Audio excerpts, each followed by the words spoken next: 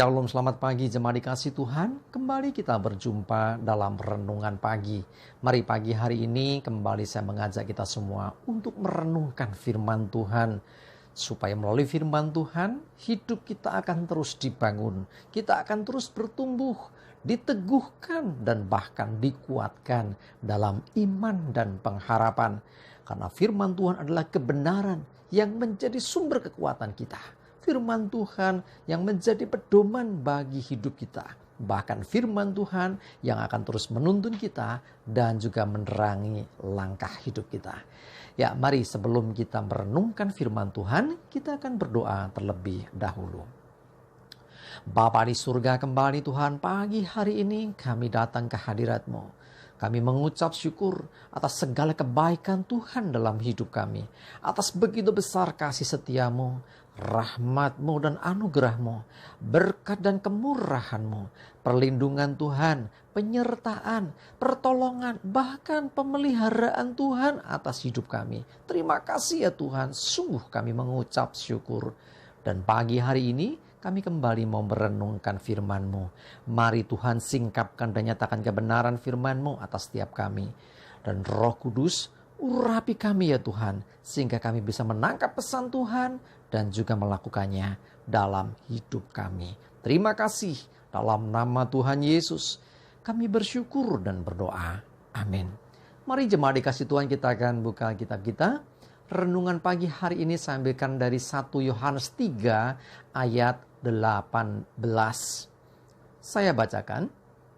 Anak-anakku, marilah kita mengasihi bukan dengan perkataan atau dengan lidah, tetapi dengan perbuatan dan dalam kebenaran.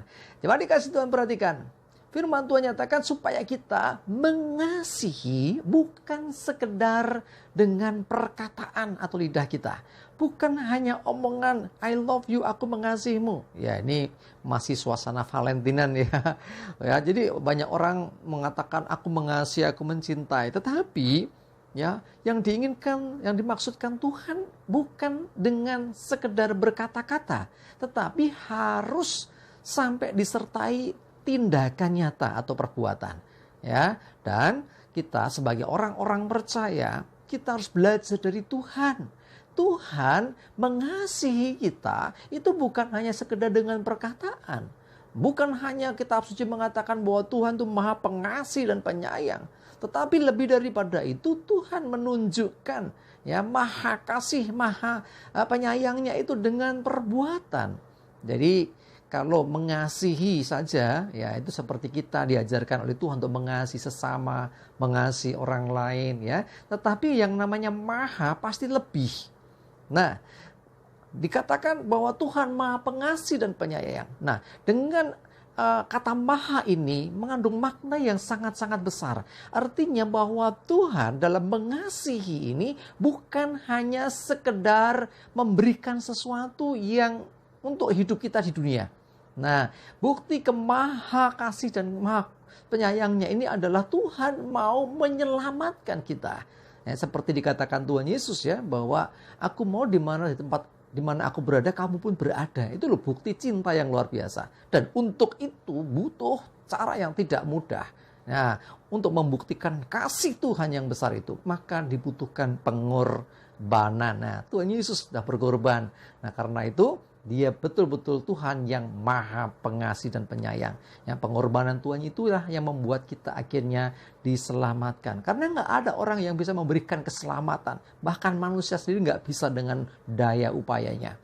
Tuhan yang maha tadi, ya, maha pengasih dan penyayang itulah akhirnya membuktikan ya maha kasih dan sayangnya itu dengan Dia datang ke dunia untuk menyelamatkan orang berdosa. Coba lihat firman Tuhan, Yohanes 15 ayat yang ke-13. Saya bacakan. Tidak ada kasih yang lebih besar daripada kasih seseorang yang memberikan nyawanya bagi sahabat-sahabatnya. Nah, Tuhan Yesus menyatakan tidak ada kasih yang lebih besar daripada kasih seorang yang memberikan nyawa bagi sahabatnya. Nah, siapa yang dimaksud sahabatnya? Kita, manusia ini, dan Yesus memposisikan diri menjadi sahabat bagi kita. Dan Dia buktikan kasihnya, yaitu dengan Dia memberikan nyawanya di atas kayu salib. Nah, itu bukti kasih. Jadi kalau kita mendengar Tuhan Maha Pengasih dan Penyayang, buktinya apa? Buktinya adalah Tuhan mau menyelamatkan kita orang berdosa ini. Sekalipun harus dengan mati di atas kayu salib, memberikan nyawanya. Ya, jadi ada dua unsur penting dalam kasih. Unsur yang pertama itu pengorbanan. Dan Yesus memberikan nyawanya. Itu pengorbanan Tuhan yang luar biasa. Nah, unsur yang kedua, ya, dalam sebuah kasih itu harus ada yang namanya pengampunan. Coba lihat firman Tuhan. Lukas 23 ayat 34b. Saya bacakan. Yesus berkata, "Ya Bapa, ampunilah mereka, sebab mereka tidak tahu apa yang mereka perbuat." Perhatikan, Yesus ini sudah ditangkap, dianiaya, bahkan akhirnya disalibkan. Tetapi dari atas kayu salib dia masih berkata, "Bapa, ampuni mereka." Loh, kok tidak ada sedikit pun kebencian, kekecewaan? Ya, tidak ada, karena dia mengasihi. Ya, saya sampaikan tadi ada dua unsur penting dari sebuah kasih. Yang namanya kasih pasti ada pengorbanan, dan kasih juga pasti ada yang namanya pengampunan. Nah, Tuhan memberi contoh di atas kayu salib. Dia mengampuni orang-orang yang menyalibkan dia. Dia mengampuni orang-orang yang sudah membunuh ya dirinya. Inilah bukti kasih yang begitu besar yang Tuhan nyatakan bagi dunia. Ya, mari jemaat dikasih Tuhan, kita belajar dari kasih Tuhan. Jadi karena kita ini anak-anaknya, kita pun harus mencontoh apa yang Tuhan sudah berikan. Ya, teladan yang luar biasa. Ya, unsur kasih yang pertama adalah pengorbanan. Tidak bisa orang berkata mengasihi tapi nggak ada pengorbanan. Yang namanya kasih pasti mau berkorban. Dan korban yang diberikan itu bukan dengan pamrih. Ya.